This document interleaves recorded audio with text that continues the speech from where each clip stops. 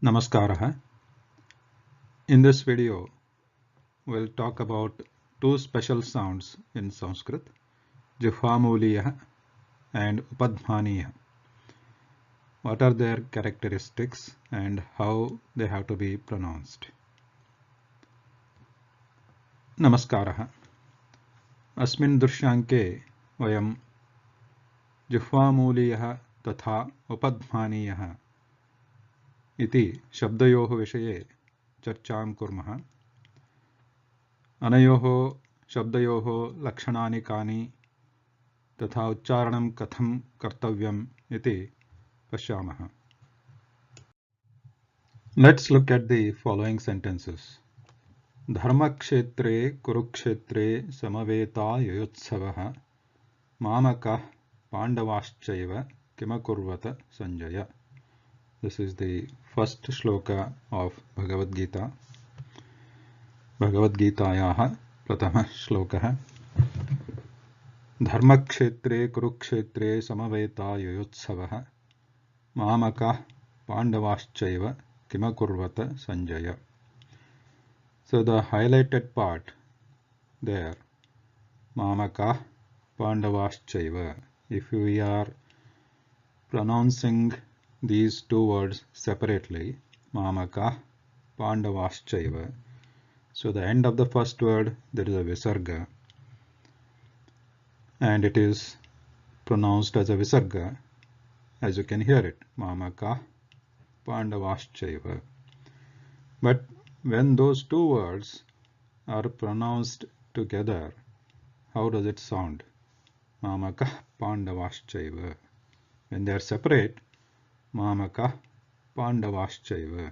There is a gap, there is a pause, and then there is Pandavaschaiva.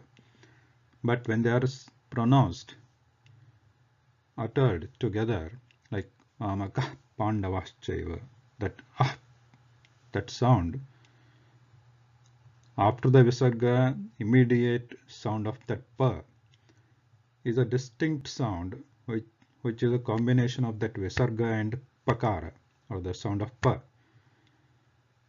So, Mamaka Pandavaschaiva, that is the sound there. So it is different from just saying the visarga or just saying the pa. It is a combination of that visarga and pa. And similarly, the next example here is Paramam yo mahattejah, Paramam yo mahattapaha. So there is a visarga and there is Paramam after that. So if we pronounce those two words together,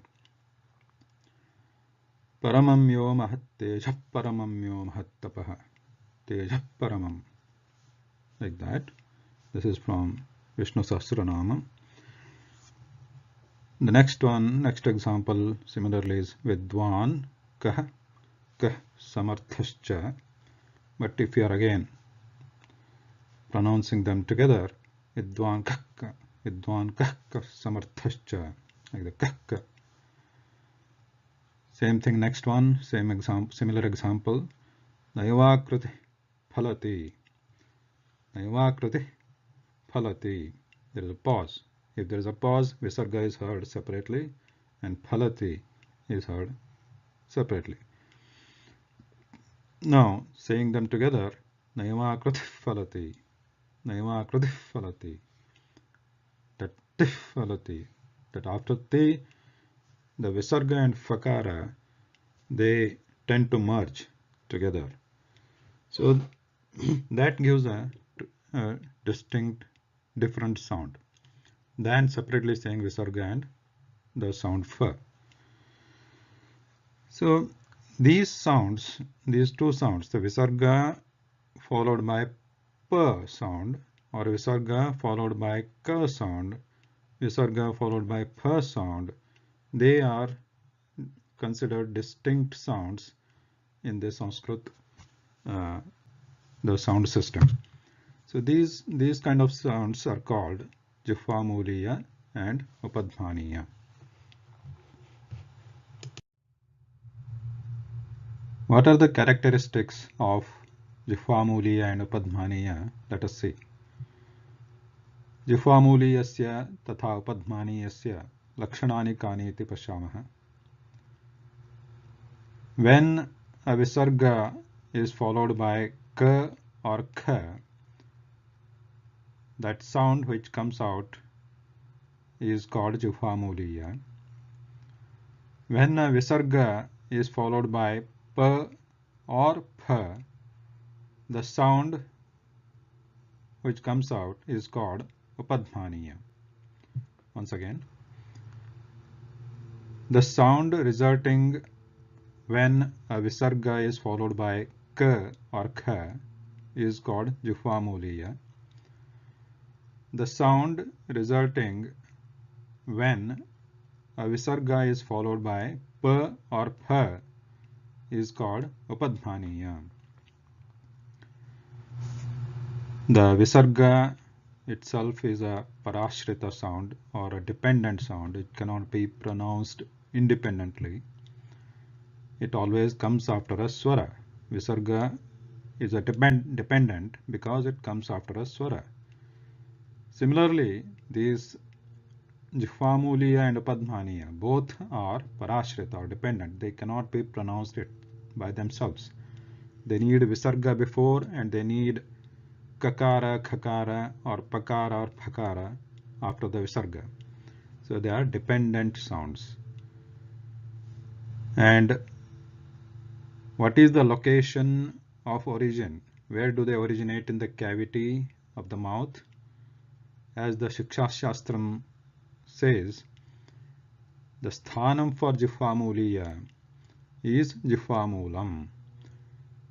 Jihvamuliyasya Jihvamulam means the Jihvamuliya sound originates with the help of Jihvamula, the root of the tongue, the base of the tongue.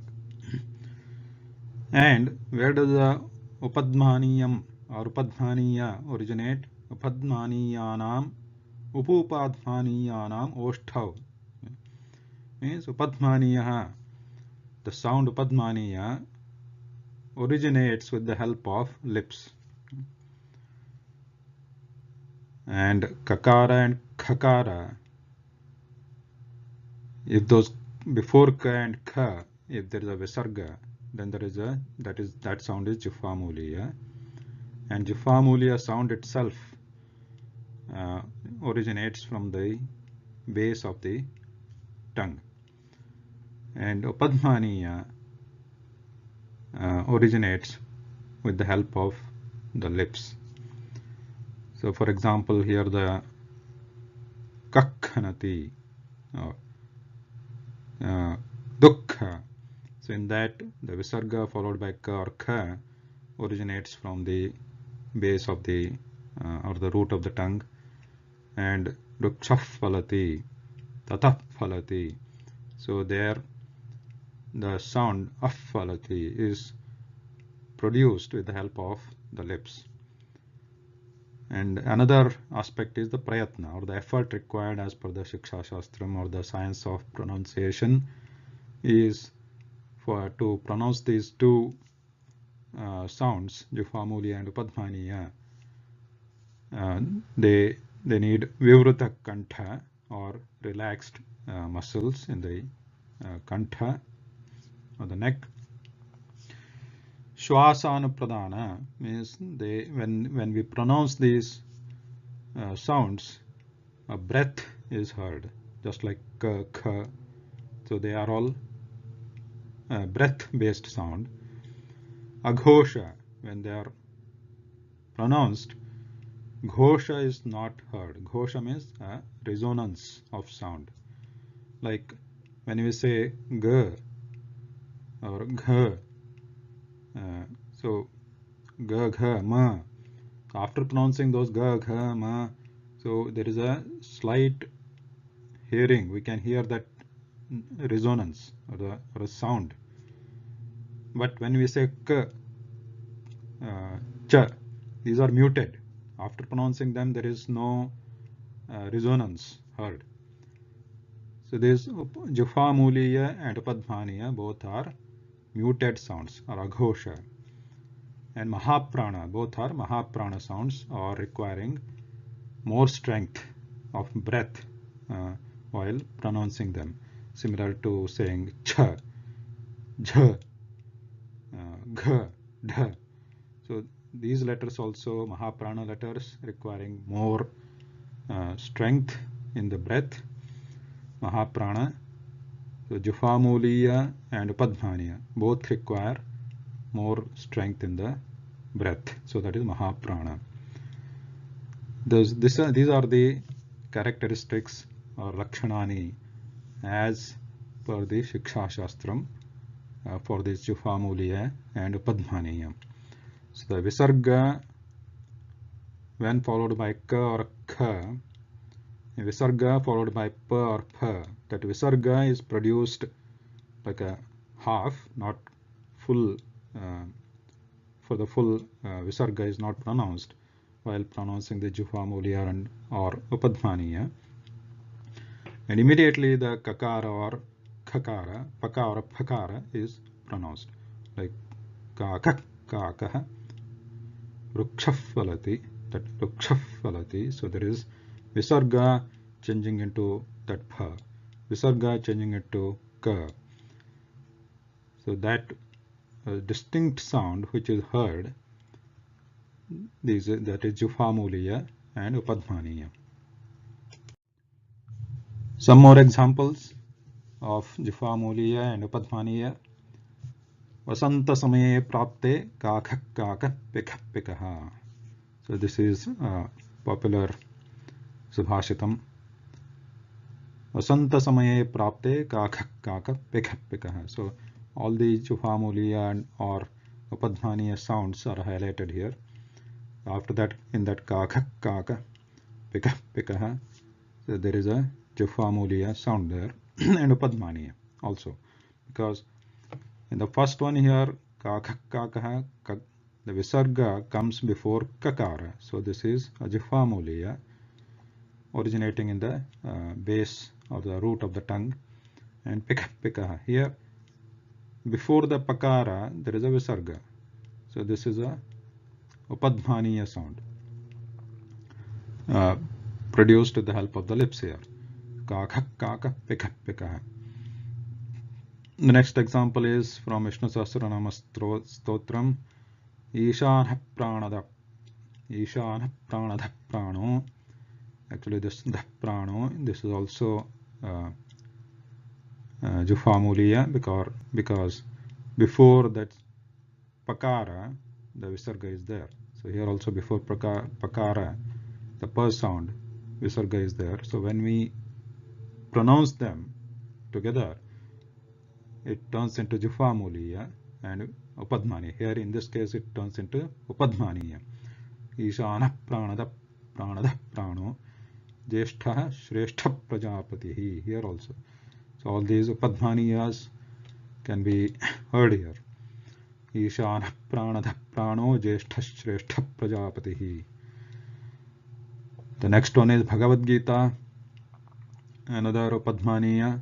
Buddhau Sharamanvichha Kripanah Phala Hetavaha